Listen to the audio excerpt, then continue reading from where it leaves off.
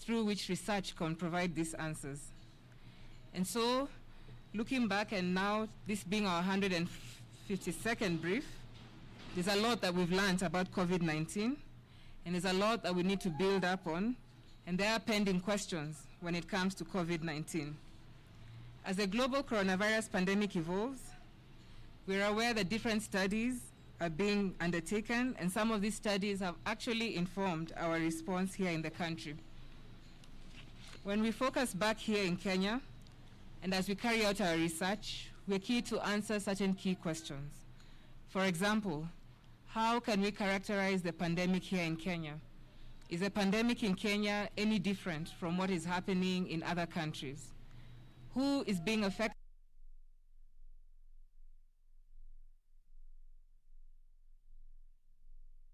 When did they become infected? Who are asymptomatic? Population here in Kenya, is there a certain characteristic or element when it comes to our symptomatic cases? Who then proceeds to develop symptoms? How long does it take before someone moves perhaps from an asymptomatic stage to a symptomatic stage?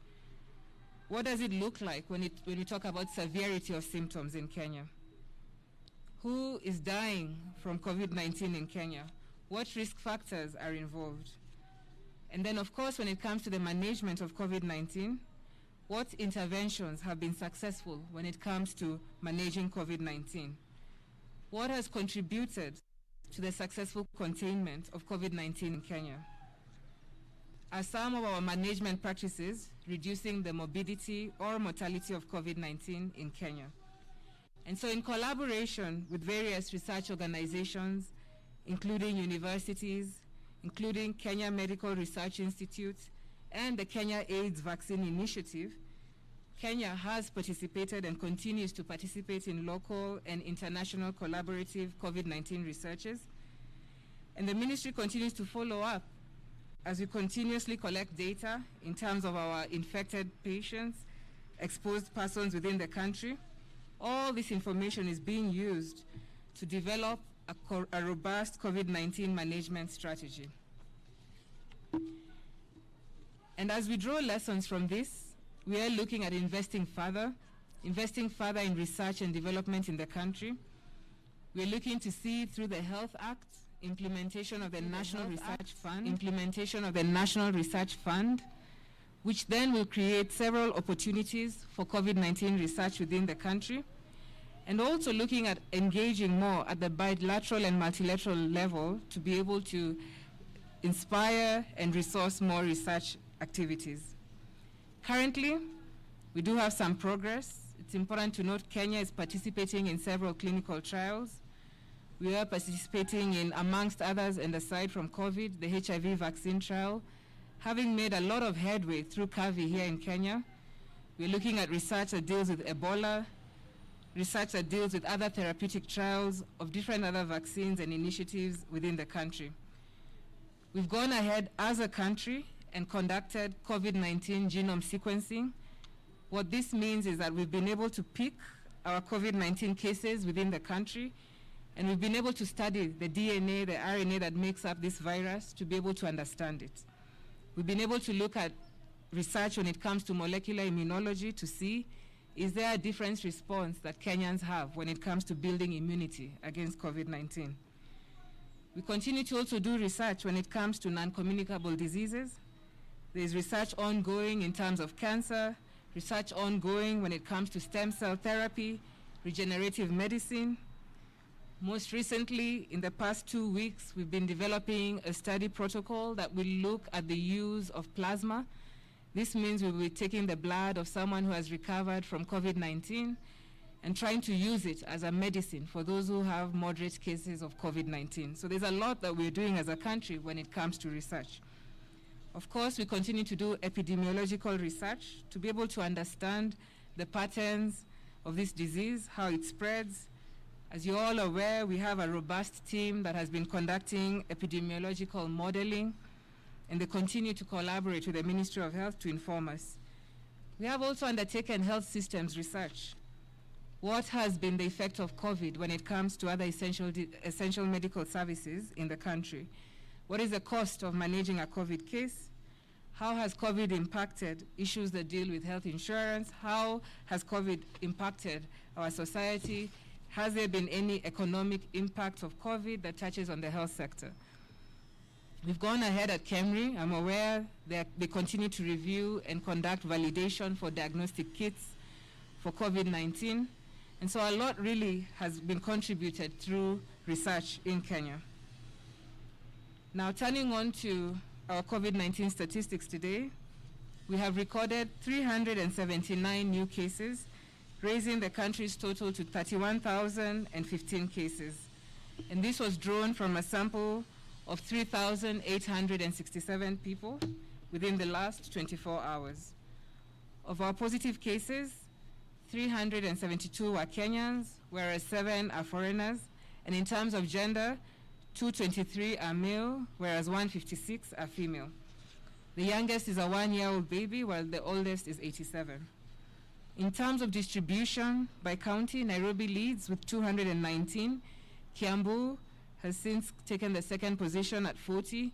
Uasin Gishu 28, Kajiado 14, Machakos 13, Kisumu 10, Mombasa and Kericho having 7 with Kericho 6, Bomet, Baringo having 5, Nandi, Nyeri having 4, Isiolo 3, Narok 3, Busia 2, Garissa 2, Homa Bay and Kilifi also having 2 cases, 1 in Kirinyaga, Kisii, Laikipia, Makueni, Nyamira, Taita Taveta and Trans Nzoia all have 1 case.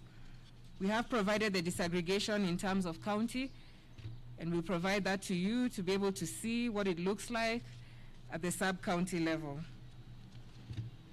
In terms of our recoveries, today we have 244 patients that have recovered from the disease, bringing the total number of recoveries to 17,612.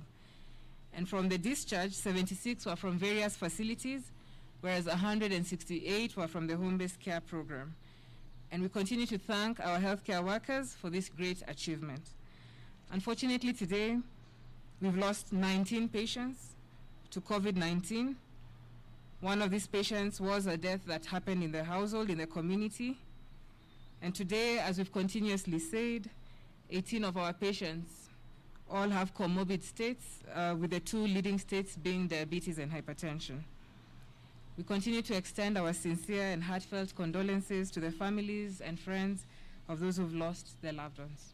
We thank you, and we now can have a question and answer session.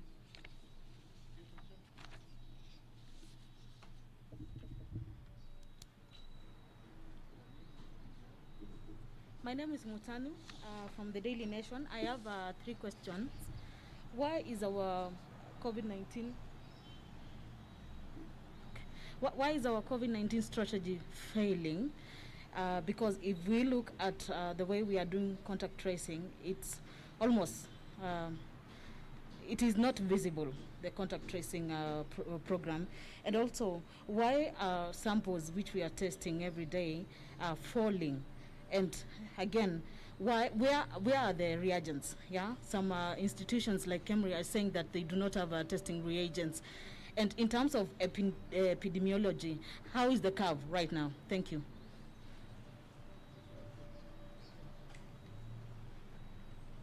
Thank you. I'm Purity Muse from KBC.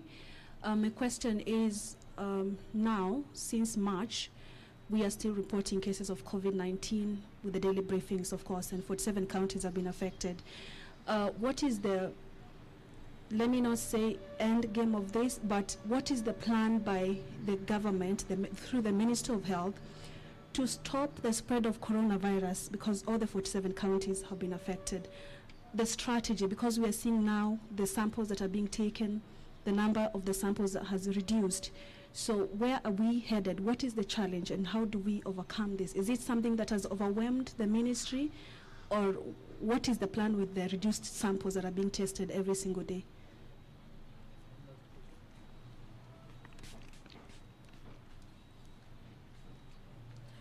My name is Nancy Mweu, Milele FM. 2 questions. One, about the state of the Nairobi County doctors. Last week they offered a 1-week ultimatum, but today, as I was speaking to some of these doctors, they're saying they're receiving threatening messages and calls asking them to either bow down with a strike, or rather they will be dismissed from their jobs. And two, as we're using our local or the matatus, we have noticed the two guys sitting in the same seat is now back, and when you confront these people and ask, why am I even sitting with someone else, they tell you either get out of the matatu or you have no any other alternative. Thank you.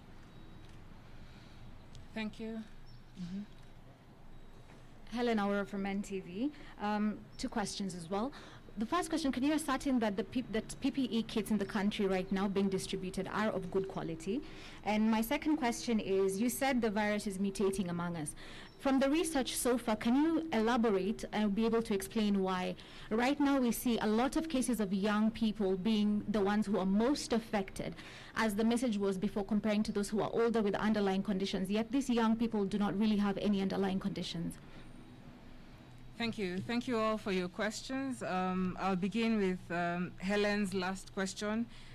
Is the virus mutating? One, I'd like to correct that. What we're saying is that we've now established what is known as community transmission.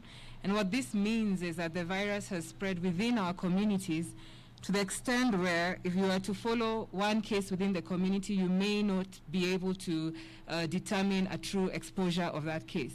If you remember when we started dealing with COVID-19, we had perhaps some people coming in, perhaps imported cases. It was at that point easy to be able to trace that Mercy came in from the UK, Mercy was with Helen and Jane, Helen has tested positive, so we were able to sort of have a chain of transmission and determining. That has changed. Right now, when we find our positive cases, it is extremely difficult, if not impossible, to be able to determine who their area or area contacts or level exposures were. That's what we mean by community transmission. When you talk about a virus mutating, you're talking about a virus changing its genotype, what it is in terms of the makeup of a virus. That we've not experienced in Kenya. Like I said, I have actually seen the study that was conducted by Kemri Wellcome Trust, where they were able to take different samples of COVID-19 across the country and type and do a genetic mapping of that virus. And what we found is that our virus remains the same. It is very characteristic of the virus that is identified in different countries across the world, and that within Kenya there's very little disparities, if any, between a virus sample collected in Nairobi and one in Mombasa, one in Kakamega. In other words, our virus is not mutating.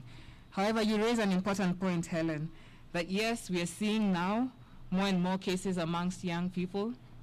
And remember today, focusing on research, we continue to ask ourselves, is there anything different when it comes to what is happening in terms of transmission of the virus in young people in Kenya? What we've noticed, and scientists are continuing to study this, is that there is a laxity when it comes to ensuring that you're protecting yourself as a young person. Perhaps it seems that the older population in the country has taken heed and is actually shielding themselves, they're protecting themselves, and that they're actually following these measures in terms of adherence to a higher level compared to young people. That being said, like I mentioned today, out of our cases, I remember looking at the report, about 18 of them have comorbid states. And today I was remarking that we have a 28-year-old who's passed on, who's diabetic. So really what it means is that we need to be careful. Remember, we've highlighted that COVID-19 is a new disease, a disease that we're trying to understand with each new day. And the interesting phenomenon that is happening right now is that COVID-19 is being seen to sort of stimulate a form of high blood sugar. So that means you could be young, you could be okay, but perhaps this disease, being a multisystemic disease, can actually have effects on other organs within your body.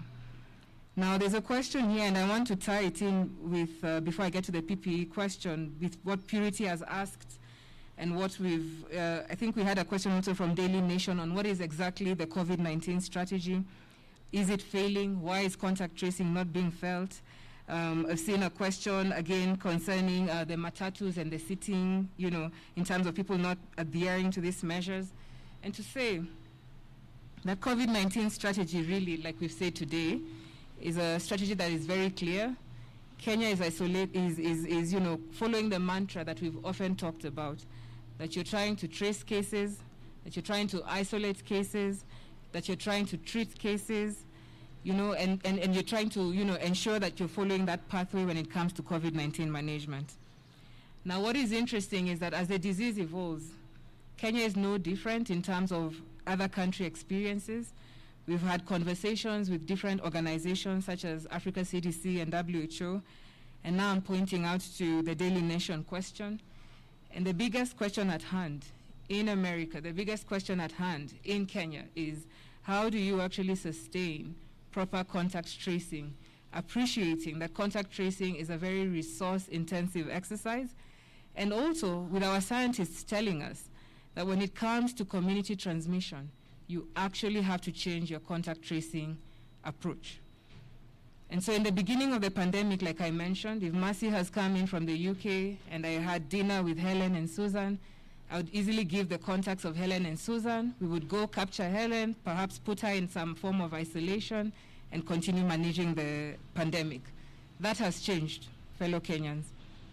Africa CDC informs us that perhaps when it comes to contact tracing, when you've established community transmission, you need to relook at your approach because it will be futile, because the disease is within the community, it has already spread, and contact tracing then, and in terms of its merits, becomes a little bit weaker. However, there's a disclaimer there, and the disclaimer is that as countries reassess their contact tracing approach, that then perhaps they need to contact trace not the whole of the community, but people who are more vulnerable and susceptible. And so the idea is to be able to find out who is that person who we must absolutely get. What are those events? For example, say a church event. If someone is attending a church service and they're singing, that then becomes an important cluster to ensure that we are contact tracing. But doing contact tracing as we did in the beginning, unfortunately, is not feasible. And this is the same experience that different countries are having. In terms of our strategy purity, yes, I do hear your frustrations. These are the same frustrations that we've had from different people in the citizenry, that what is our end game? Are we succeeding? Are we overwhelmed? One, I can tell you we are not overwhelmed.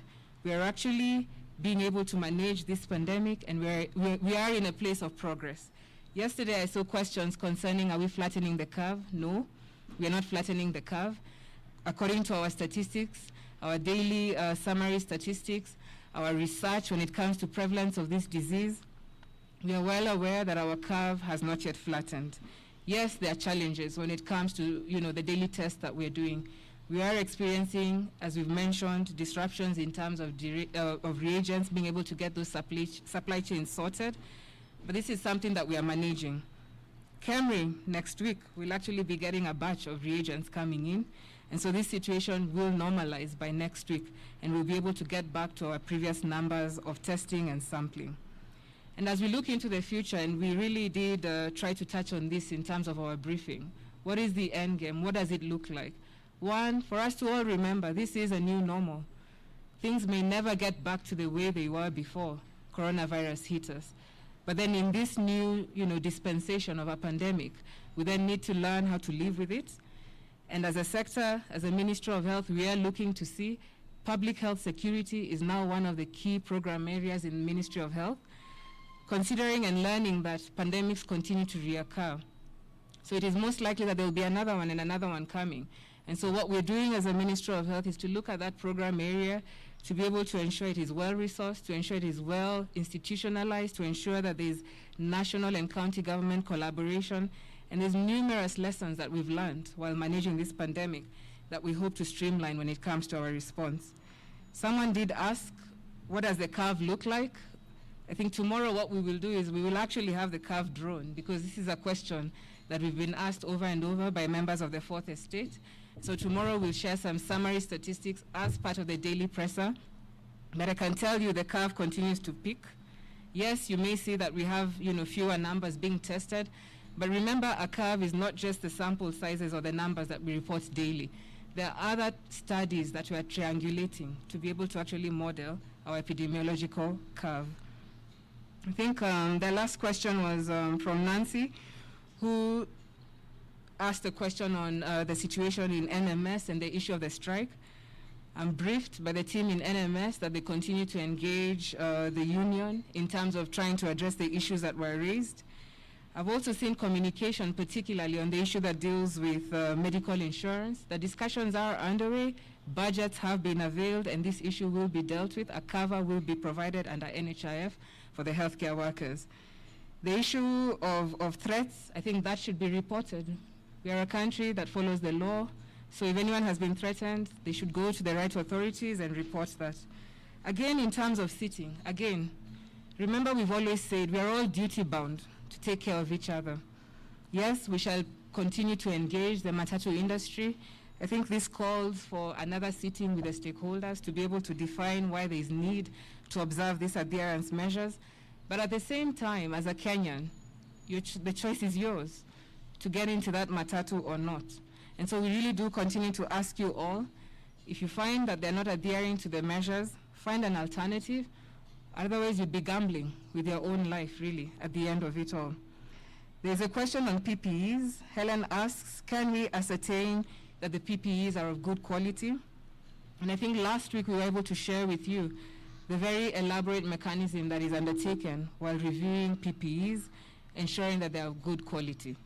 Now, we all buy phones, we all buy gadgets. As you all know, when it comes to good manufacturing practice, perhaps you've bought an Android phone or a Samsung phone and the microphone is off. That can happen when it comes to PPEs. What we are saying is that then should a healthcare worker come across PPEs that are defective, and I'm happy in the past week I've actually had 2 or 3 people bring some PPEs to us, then bring them, don't use them, bring them, and of course there'd be a replacement mechanism to ensure that you have the right kit. That being said, we continue to collaborate with KEBS to ensure that the PPEs are of good quality and are availed to our healthcare workers. I think I've touched on most questions. I'll ask Dr. Kibias to perhaps elaborate a little bit further on the epidemiology of the disease. Thank you, Chief Administrative Secretary. I think you have rightfully stated the way it is. I think the general trend of the epidemiological curve of COVID-19 within our country is still on the rise, so it's not yet peaked, and that's how it is. And there was an issue about a breach of the seating arrangements in our public transport system. I think that's a very unfortunate situation because we still emphasize the fact that we must still maintain the public health measures to ensure that we continue to the containment measures of the COVID-19 in our country. This is the time to even adhere more to the set regulations because this is a time when there is a lot of community transmission, as you have already been informed. So we cannot afford to take chances at this time. Otherwise, we will be taking ourselves back again. Thank you so much. Thank you so much. And so as promised, tomorrow we'll get into the statistics of things. We'll have the curve ready for you. We'll discuss positivity rates. And then, of course, assure you that we are in control of the situation. Thank you.